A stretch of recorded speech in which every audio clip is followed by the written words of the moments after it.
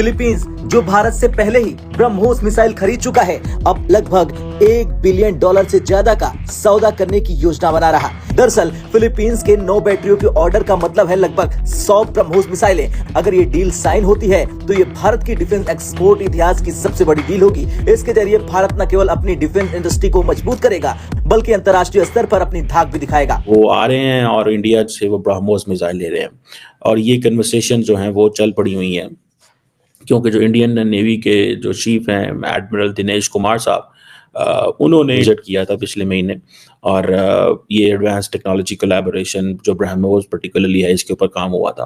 BrahMos is the fastest missile in the world, supersonic missile है जी, 600-700 kilometre, हर तरह से जमीन से, समंदर से, फिजा से, हर जगह से मार कर सकता है। तो उनका जो हदफ है वो बहुत बड़ा अपने आप को बनाना चाहते हैं, बहुत बड़ा कंट्रीब्यूशन भी किया है।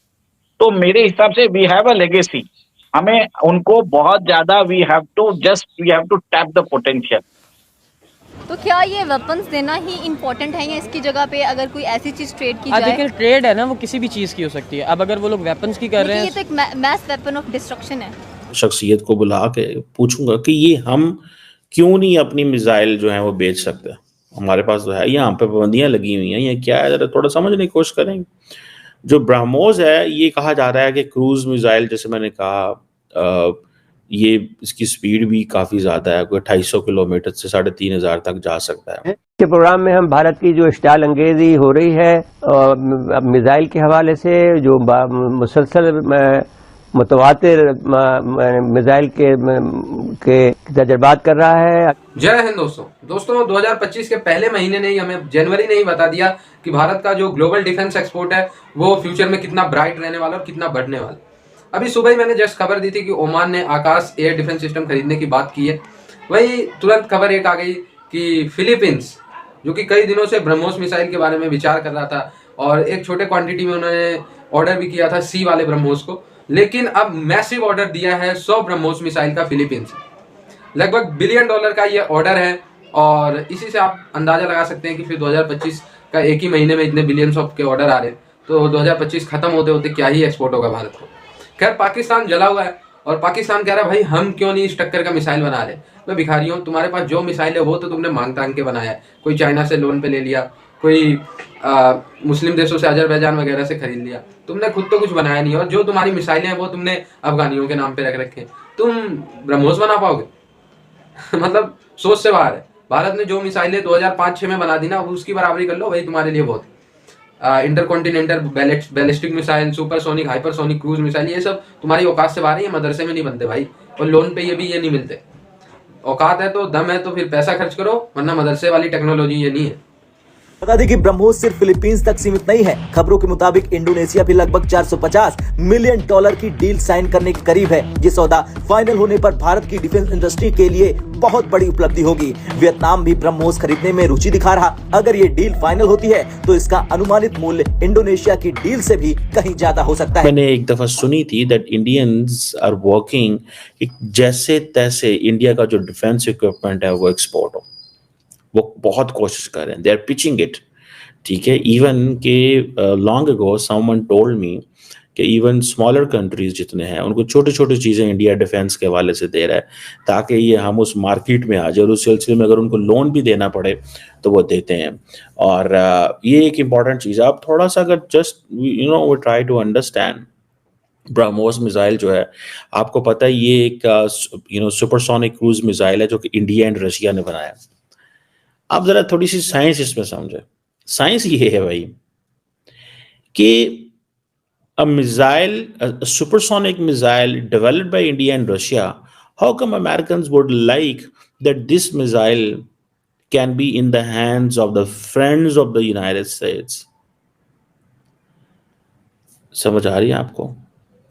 ये आपको पता है इसकी जो एक हिस्ट्री है इस मिसाइल की, ठीक है जी, ये दोनों मुल्कों ने डिज़ाइन किया है, इसके रोल्स और सारा कुछ, ये anti ship anti submarine warfare में इस्तेमाल होता है। अब ये सुपरसोनिक मिसाइल, अच्छा अगर ये फिलिपाइन के पास चला जाए, American have no issue, Indonesia के पास चला जाए, अमेरिकन हैव नो इशू। फायदा किसको हो रहा है? इंडिया एंड रशिया को। Why would India, America allow कि रशिया को फायदा हो इस चीज में? Because they are equipping themselves against China.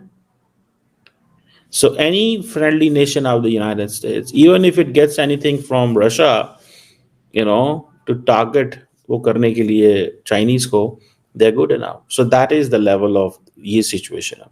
इसकी सुपरसोनिक स्पीड है जी, फास्टेस्ट. मैं इस पे बाद में बात करता हूँ कि पाकिस्तान ये चीजें क्यों नहीं पिच कर पाता. मैं इस पे करूंगा किसी के साथ पॉडकास्ट, किसी पाकिस्तानी शख्सियत को बुला के पूछूंगा कि ये हम क्यों नहीं अपनी मिसाइल जो है वो बेच सकते. हमारे पास तो है, यहाँ पे पाबंदियां लगी हुई हैं, ये क्या है, जरा थोड़ा समझने की कोशिश करेंगे. आपकी बात सही है, पर कुछ हद तक सही है, पर अभी चेंजेस आ रहे हैं. टाटा एडवांस सिस्टम्स का खुद का R&D सेक्शन भी है और वो काम भी कर रहे हैं. आपने देखा कि अभी उन्होंने बोइंग के साथ टाई अप भी किया है, तो ऐसे ही बोइंग टाई अप नहीं करेगा आपके साथ. अदानी के साथ भी टाई अप हो रहा है, आपने देखा है. स्वीडिश की कंपनी है ग्रिपेन के साथ. तो मेरा हिसाब से बाहर से ये लोग समझ चुके हैं कि बाहर से टेक्नोलॉजी लाओ, लोकलाइज प्रोडक्शन करो और फिर बाद में उसको या तो डोमेस्टिक मार्केट में दो या एक्सपोर्ट करो. तो भारत बन रहा है एक मिलिट्री इंडस्ट्रियल कॉम्प्लेक्स. तो अभी देखिए इस टर्म में जो अभी तो ट्रम्प का टाइम आ चुका है, 3-4 दिन बाद हमें क्लियर दशा मालूम पड़ जाएगी. और आपने देखा जैसे भी जितने भी हमारे रोड ब्लॉक्स हैं, जैसे आज हिंडनबर्ग ने अपनी दुकानदारी बंद कर दी है, तो मुझे लगता है कि आगे जाके अमेरिकन और इंडियन फर्म्स के बीच में कोऑपरेशन बढ़ेगा. डिफेंस फील्ड में बढ़ेगा, स्पेस में बढ़ेगा, क्रिटिकल इमर्जिंग टेक्नोलॉजीज में बढ़ेगा, रेयर अर्थ मिनरल्स में बढ़ेगा, ओशन एक्सप्लोरेशन में भी बढ़ेगा. तो बहुत कुछ कोऑपरेशन बढ़ने वाला है सर. चलिए सर, कोऑपरेशन तो ट्रम्प के फर्स्ट टर्म में भी हमारे साथ बहुत कोऑपरेशन की बातें करी गई थी.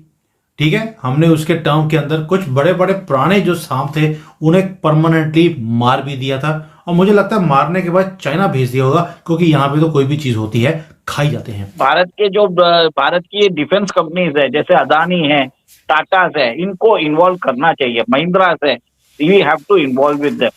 और आपको ये जान के हैरानी होगी, रिलायंस जो अनिल अंबानी की कंपनी है, वो पहले 2016-17 में यूएस की जो 7th फ्लीट है उसका रिपेयर्स मेंटेनेंस वो करती थी इंडिया में. बहुत लोगों को मालूम नहीं है. और उसके कारण ऑफसेट क्लॉज में उन्होंने बहुत बड़ा कंट्रीब्यूशन भी किया है. तो मेरे हिसाब से वी हैव अ लेगेसी. हमें उनको बहुत ज्यादा we have to tap the potential. Sir, reason ये है कि सारा जिसको बोलते हैं झक मारती है DRDO, वही व्हाइट एलिफेंट. और ये जो सारे प्राइवेट प्लेयर्स हैं ये R&D के ऊपर कोई काम नहीं करते. इनको होता है कि जो रेडीमेड चीज है वो हमें दे दीजिए, हम इसको बनाना शुरू कर देंगे. तो ये चीज जो है अमेरिकन कंपनी, जो यूरोपियन कंपनीज हैं, चाइनीज कंपनी से डिफरेंट है. यहां पर जो R&D है वो प्राइवेट कंपनीज खुद करती हैं, अपना सामान खुद बनाती हैं और उसके बाद उसकी प्रोडक्शन के लिए वो गवर्नमेंट से हेल्प मांगते हैं. हमारे दोस्तों, खैर जिस समय भारत और रूस ने मिलकर ब्रह्मोस मिसाइल को बनाया था, उस समय कुछ सालों के लिए भारत ने इसको अपने रूस और भारत तक ही एक्सक्लूसिव रखा. ठीक है, किसी और देश को नहीं देने की कोशिश की या बेचने के लिए प्रोजेक्शन भी नहीं किया भारत ने. लेकिन जब ट्राई एंड टेस्टेड हो गया ये, अब देखिए कि लाइन लगी पड़ी है, तो कौन कौन से देश इसको खरीदने के लिए नहीं तैयार. अब मसला ये बना हुआ है कि भारत बेच उन सभी देशों को सकता है जिस पे रूस अप्रूव करे. तो यूरोप में तो इसकी एक्सपोर्ट कट जाती है. रहा मिडल ईस्ट और ये आसियान नेशन. तो आसियान नेशन में अगर हम बात करें तो लगभग सभी देश, चाहे वो इंडोनेशिया हो, मलेशिया हो, सिंगापुर हो, इसके बाद फिर वियतनाम हो और ये फिर फिलीपींस हो, मतलब अधिकतर देशों ने इसमें इंटरेस्ट जाहिर कर दिया. तो भाई ब्रह्मोस की कैपेबिलिटी भी अगर आप देखें तो इसको रडार में भी कैच करना मुश्किल है. और जहाँ मर्जी रफ एंड टफ है ये. पहली बात तो ये रफ एंड टफ है, ये नहीं कि पानी लग गया खराब हो गई, हवा से नहीं चला सकते, लैंड से ही चलाना पड़ेगा. ठीक है, तमाम झंझट है इसको ऑपरेट करने में. नहीं, ऑपरेट भी बहुत ईजी से होता है और मैक्सिमम स्पीड तक जाता है. और घातक तो मतलब बात ही छोड़ दो कितनी है. डिस्ट्रक्शन का लेवल सुन के लोग कांप जाते हैं. तो ब्रह्मोस के बारे में और क्या ही कहें. भारत का ब्रह्मपुत्र नदी और रूस की कोई नदी, आप लोग के लिए टास्क है कमेंट करके बताना कि रूस की कौन सी नदी और भारत की तो ब्रह्मपुत्र नदी. इन दोनों के नाम को एक तरीके से आधा आधा जोड़ के इस ब्रह्मोस मिसाइल को नाम दिया गया है. तो काफ़ी प्राउड बात है अगर ये बिकती है. तो बिकती है इन द सेंस कि ये इससे क्या होता है ना, बिकना, प्रॉफिट कमाना तो एक ध्येय होता ही है. लेकिन जो इससे दूसरा जो भारत का हित साधित होगा वो ये होगा कि ये देश फिर कहने आपकी भारत पर और जो डिफेंस इक्विपमेंट है उसको खरीद सकते हैं, उस पर भरोसा कर सकते हैं। ब्रह्मोस अगर जाहिर सी बात है एक क्वालिटी का है तो इससे क्या उनको ये लगेगा भारत की सारी चीज़ें अच्छी हैं, जो कि भारत अच्छी ही बनाता है। भारत भले कम बनाता है लेकिन अच्छी बनाता है, ये तो पूरी दुनिया है, तो और एक्सपोर्ट बढ़ने के चांस हो जाएंगे।